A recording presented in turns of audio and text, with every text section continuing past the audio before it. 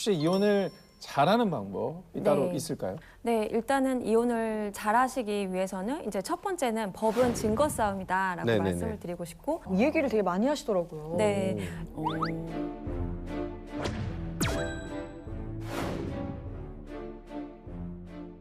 이제 실제로 저를 찾아오시는 분들은 이렇게 생각하시는 분들이 많으세요. 판사님께 네.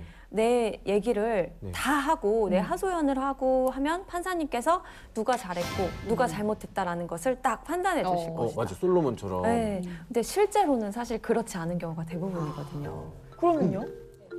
네, 그러니까 이거는 사실 증거 싸움이기 때문에 네. 판사님도 사실 그 자리에 개인으로서 앉아 있는 것이 아니라 사법기관의 한 사람으로서 있는 것이기 때문에 네. 증거를 가지고 이게 법에 이제 정한 이혼 사유가 있냐 없냐 이렇게 판단을 하시는 건데, 안타까운 거는 와서 막 2시간, 3시간씩 얘기를 하시지만 그냥 얘기만 듣고 판결을 할 수 있는 위치에 있지 않다는 거죠. 아, 그렇군요. 저래서 피해자가 엄청 많이 생기잖아요. 그러니까요. 증거가 되게 중요한 거 같아요. 그러면은 그렇죠. 저희가 여기서 혹시나 이제 증거를 수집하는 방법이 뭐가 있을까요? 뭐 예를 들어 뭐 사립 탐정을 고용하고 어떻게 해야 돼요?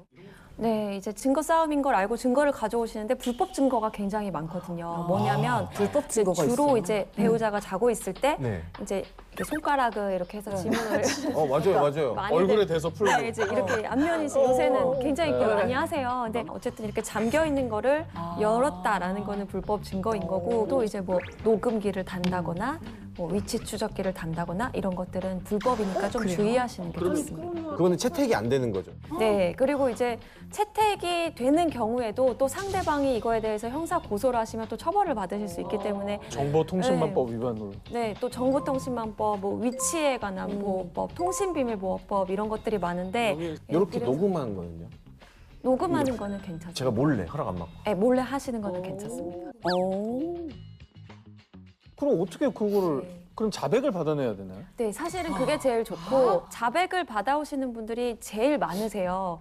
자백 안 할 것 같은데 하시지만 사실 어떤 불법 증거를 갖고 계신 분들은 오히려 자백받기가 쉽긴 한데, 이제 내가 불법 증거를 가지고 있다. 그럼 그거를 이제 상대방한테 오픈을 하면서 보여주면서 녹음을. 녹음을 하셔서 이제 그 제2차 부담스러워야 증거를 되는구나. 증거로 쓰시는 분들이 많고, 또 블랙박스 같은 경우에는 부부가 사실 차량을 공유하는 경우가 많거든요. 차키를 네. 서로 갖고 있거나 차를 관리해주는 차원이라든지 네. 한 차를 두 사람이 쓰는 경우도 굉장히 많아서, 그럴 때는 이제 블랙박스를 가져오시는 게 문제가 되지 않고, 또 휴대폰을 보는 것도 잠겨있지 않은 휴대폰도 많잖아요. 네. 배우자랑은. 그러면은 나중에 형사 고소를 하더라도 이거에 대한 동의가 있었는지 없었는지 어차피 입증이 안 돼요. 오히려 안 잠겨있는 경우에는 좀 휴대폰을 보고 캡처를 해서 이제 증거를 가져오시면은 안 불법 잠겨 증거가 있으면 아니죠. 되는 그러면 지금 든 생각 중에 가장 심플한 거는 문자로 남기는 것도 굉장히 좋겠네요. 네, 이제 내가 외도 현장 봤다 이렇게 네. 이제 유도 신문을 하시는 분들이 많더라고요. 힘증만 있었는데 물증은 없었는데 그냥 나 오늘 봤다. 이혼하자. 네. 이러면은 이제 미안해. 어디서 봤어.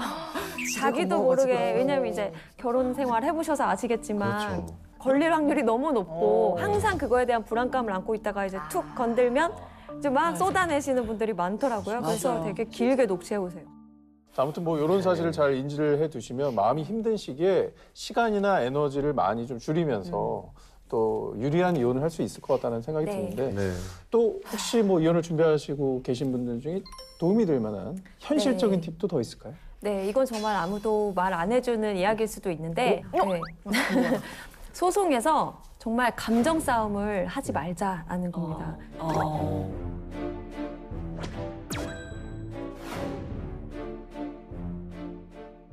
내가 감정 싸움을 해야 할 때가 있고 네. 하면 안 되는 경우가 있거든요. 그래서 그 내가 싸우는 쟁점이 무엇인지에 대해서 명확히 알고 그걸 변호사랑 상담을 하셔야지, 그저 난 이게 힘들었다 하시다 보면은 사실은 변호사들만 돈을 버는 그런 구조가 만들어집니다.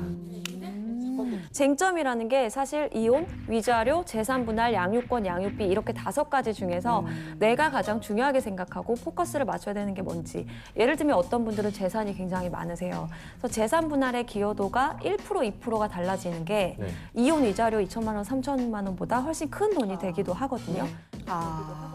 그런데 괜히 상대방의 감정을 너무 자극을 해서 초반부터 사과받기 위해서 싸우기 시작하면 나중에 재산 분할 합의도 잘 안 되고 소송은 길어지고 그 기간 동안 재산이 또 축소가 되는 경우가 있거든요. 어찌 보면은 진짜 뭐 위자료 싸움이 중요한 게 아니라 네. 재산 분할이나 양육비 같은 게 사실 알고 보면 훨씬 큰 거네요. 네, 위자료가 우리나라 위자료가 그렇게 많지가 않습니다. 그래서 많아야 2천만 원, 3천만 원인데 그거를 3번 소송을 하시게 되면 무조건 다 쓰죠. 더 쓰죠. 네, 그래서 남는 게 없습니다. 와.